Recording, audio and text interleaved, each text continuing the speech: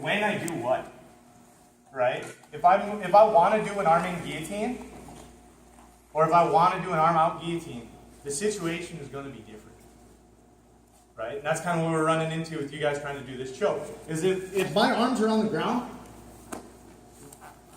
so Joel's sprawled out, right? And if he just sprawled and my arms are still on the ground, he's not going to want to go for an arm-in guillotine here.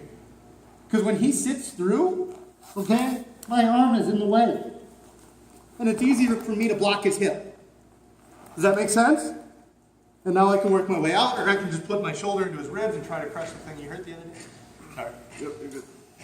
Does that make sense? So as the guy on the bottom, I want that arm in front of those hips so that I can make sure I get to the correct side and ruin that choke you're trying to do. Make sense? So if I'm going to try for an arm-in guillotine, I want that arm on the outside of my body.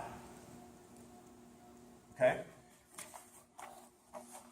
So if Joel's going to go for an arm-in guillotine, it's when my arm's on the outside here. Okay? Now he can get that leg. Yeah. And my arm is stuck out there. Does that make sense? So if the arms are on the inside, I'm either going to go for an anaconda that we did last week, or else the no-arm guillotine. Okay? Because then those arms aren't in the way. Make sense? And it hits real quick. But if those arms are going to be in front of me, I don't want to, what I want to avoid here and what we were running into is when we slide that knee, now that arm is blocked in there.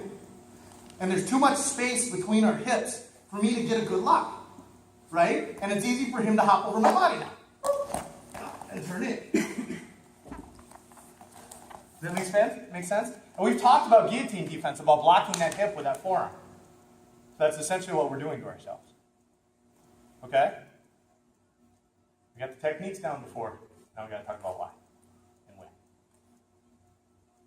Questions? So, no arm guillotine, arm goes to the inside.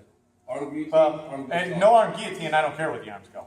Doesn't matter. Not really. Because I'm yanking that neck. It's 2-on-1. They're probably going to be trying to protect their neck. If you got that arm in, you gotta push it to the side. Yeah.